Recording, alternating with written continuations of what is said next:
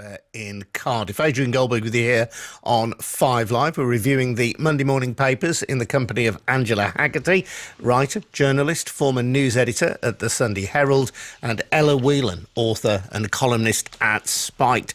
Ella, pick a story out for me then. What do you fancy on the front pages? Well, let's go to the Daily Mail's big splash. Doctors cashing in on illegal designer IVF babies.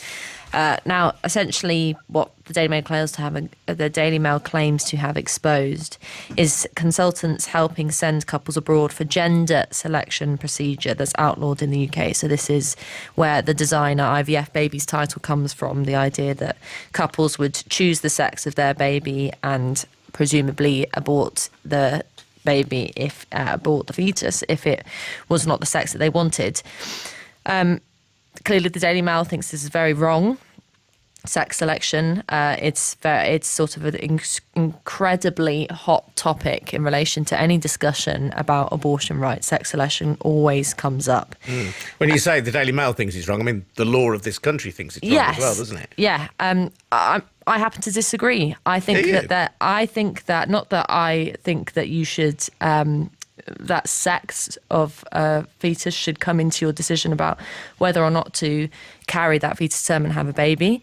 But I am as pro-choice as they come. I think that abortion should be decriminalised. And I also think that women should be free to have all the information about their pregnancies because it is their pregnancy. And I think we really need to look again at this panic over, as the Daily Mail is calling it, designer IVF babies.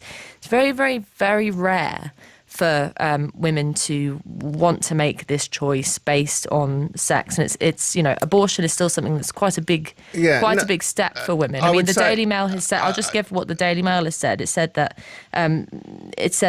women are paying up to £14,000 for the privilege of choosing their sex. So this is a relatively small number of women who are going to places like Dubai, as they're claiming.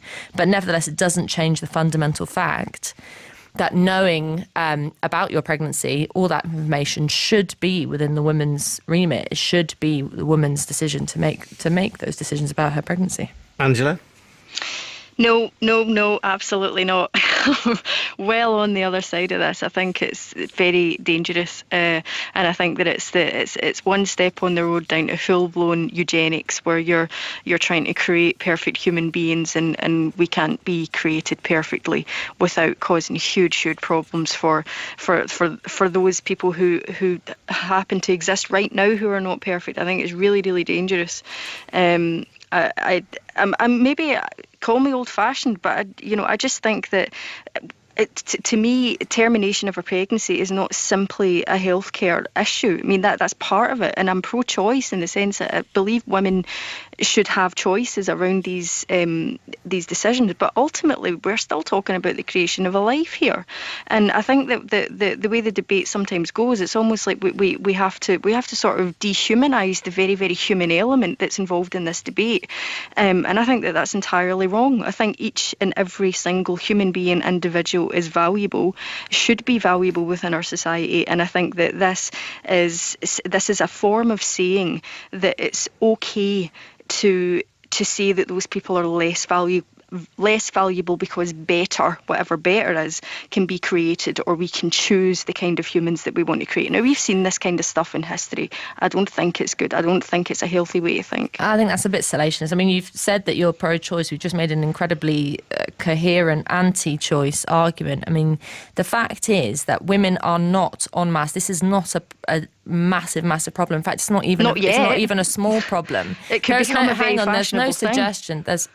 There is no evidence to suggest, and there is no social feeling to suggest, as in, the presumption behind this is always that, well, people will not want to pick girls, they'll want to pick boys. This is the argument that goes behind the whole anti-sex selection thing. I happen to think that sex selection isn't something I'd be interested in doing, isn't something I advise other women to be interested in doing. But what it comes comes down to is that whether or not a woman decides to take a pregnancy to term, if you are pro-choice genuinely and if you trust women, that decision must be in her hands. Now, yes, the creation of human life is a fantastic, even magical thing. It's one of the most wondrous things to understand and to look at. However, I think that what we are lacking in today's society, and you said you call it old-fashioned, I happen to think it is relatively old-fashioned. I think we need to look at and better the way that we treat women in regards to this. In relation to a pregnancy, what is the first and foremost importance is the woman, is the woman's health, is the woman's capabilities for decision making. But we do have limits on abortion. I mean, there's a time limit. Yeah, there is. There's a point at which that fetus, as we call it, is a viable baby that can survive and thrive on its own without the mother. So we do already have limits on that. We accept as a society that there's a moral choice to make here. It doesn't have to be just one or the other. Well, no, I think there can be a more nuanced understanding of what's going on there. If I can give some facts on that, I mean, that isn't something that's been accepted by society. That comes out of our relatively small changes to a very punitive abortion law. So the 1967 Act has not made abortion illegal in some cases in relation to some certain time limit. Abortion in this country, in the UK, is still technically illegal. What the 1967 Act does is it means that it creates caveats, which means that doctors cannot be prosecuted. Most doctors in this country are decent and good healthcare providers and know when women need medical attention and they give it to them and they don't cause trouble. Actually, technically, you have to prove to two doctors that you are mentally ill. But what Let me finish the point. Hang on. Angela, go on. Let Ella finish the point. Go on. Finish the point is that I happen to think, along with several MPs and many, many campaigners, many women as it happens, that we should completely change abortion law in this country, that time limits in relation to abortion law are pointless. There is no difference in a pregnancy, which is 24 weeks and 25 weeks. There is no qualitative difference there. Nothing, no penny drops within that change of a week. That what still happens with a woman who wants an unwanted pregnancy is that she still has an unwanted pregnancy. Now, if you want to get serious about this, it's so interesting, this debate, because you've got so much going on in wider political discussion about feminism, about women's rights, but still the issue that people cannot get behind is women's bodily autonomy and women's freedom to make the most fundamental decisions in their life, to have a child, right? To put their body through that, to do that wonderful thing when it is wanted, that terrible thing when it is not wanted. And I think that what we really need to do with stuff like this, I mean, this is I don't like Daily Mail bashing, but this is the Daily Mail at its worst. It's this kind of very salacious attack on women. Ella, you said you wanted to make a point. You're now moving on to another point. Let Angela answer the previous point. Go on, Angela. Yeah, I mean, we can get into the technicalities of the law, but I think a general public understanding of how abortion works is that you can have an abortion, you can do that with medical help and professionals up until a certain point. So that's what I mean by, we accept at the moment that there's a point after which there are very, very serious moral issues that come in with the idea of abortion. Now, the problem with this is that for me we're not just dealing with the life of one person, and I don't like it being reduced to the idea that it's just an issue of women's body rights, because there's another side to this. When you're talking about gender selection or any kind of selection when it comes to the creation of a child, you're talking about the perfection of the human being, and I think that you can then look at the other end of that. You can look at something like euthanasia and question, is this going to have knock-on effects? Is society going to start to judge what is and what isn't a viable human being, never mind what is and what isn't a viable fetus? I just don't think you can compare euthanasia and abortion. I think if you look at it in the context of history and eugenics, I think it's a perfectly relevant point to at least consider.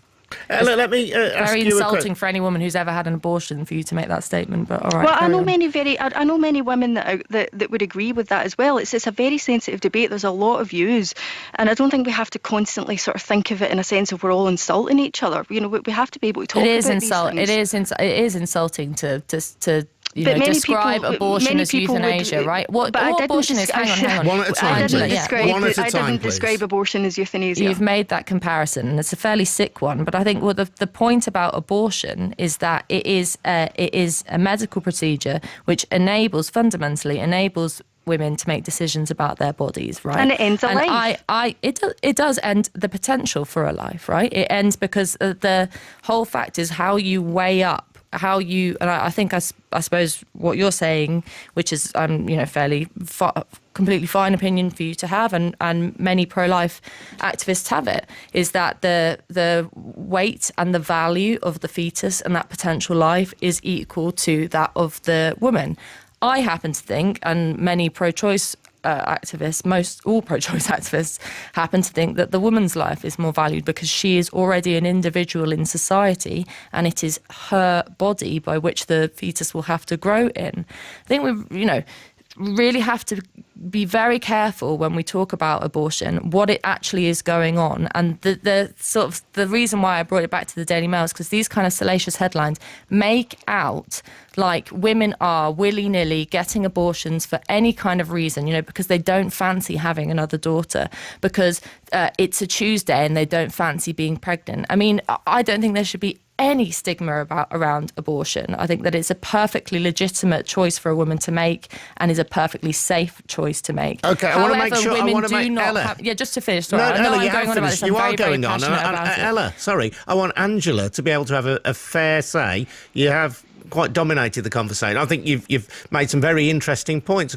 I want to ask Angela some more questions about this because I think she's got important views that need to be heard as well. Angela, as I understand it, we know that there are certain cultural groups and indeed certain countries where gender selection has been practiced, whether through abortion or through killing babies, sadly. And is this your concern that ultimately that there are people within this country who would select perhaps boys over girls through this, and that this would, I don't know, in some way unbalance the gender balance of our country? I think if it's something that becomes considered socially acceptable, there's a risk that something like that could happen. Now, it could start with gender selection and then it could move on to more specific characteristics of children. And this is what, where I keep bringing up eugenics. It's this idea of trying to create perfection within a human race. And it's a very, very dangerous idea. And dangerous ideas they don't happen overnight. They happen by a gradual process of ideas being introduced. And this is one of the ways in which I would consider these ideas become introduced to a society. Now, at the moment, I think that, you would find that public opinion would not suggest that people are running out to clinics to want to do something like this. But again, I would say if it becomes something that's considered to be generally acceptable, and not just acceptable, but maybe it's a good thing. Maybe it's a good thing if you're gender selecting. Maybe it's a good thing if you're selecting better characteristics, whatever better is, for your children, because that gives them a better opportunity in life. This is where I would worry that those ideas lead on to. So I think that you have to balance the rights of women, the rights of mothers, with the rights. And I believe they should have rights, the rights of those unborn children and the kind of world that we want to bring them into. I think that's a perfectly legitimate conversation, debate for everyone to consider. And it worries me when you try and bring up those very, very complex, complicated issues for people to explore. Sometimes people haven't really explored them before. And it's very often just shouted down immediately as if, you're insulting someone or you're saying something terrible and anti-women. It's not necessarily anti-women to say that you're concerned about the rights of an unborn child. It's not the same as being anti-women. And I'm very worried about the nature of all of that debate. Well, I have hogged the debate, and all I will say, this is something I spend the majority of my time talking and writing and campaigning about. That's why and it is a hugely important issue from that point of view. I think one thing that I will agree with Angela on is I think we should be having this debate more. I mean, I would very much welcome a debate about abortion. I think it's one of those things that people sort of think it's already decided. It's already, we've got a law on it. It's fine. You don't need to talk about it. Actually, we do need to talk about it because I think we need to change the law. But certainly the thing I would just push is that, and this is a sort of fact, is that women are not going out now and having abortions on the basis of sex selection. Women are not having late-term abortions. Women are having abortions for very, very normal, very sensible reasons, and they're thinking about it very carefully before they do it. So, you know, you can make conjectures, you can make predictions, you can make sort of, as I think the Daily Mail is doing, put out fear-mongering headlines about the potential for a society that engages in eugenics. There is no evidence to show, and any kind of person with a bit of common sense would say that that isn't where it's going to go. Okay. If you give women more choice, the world doesn't end. The world usually gets better. Okay. I hope you think you've both had a fair say on that. And I agree, it's a hugely important issue and a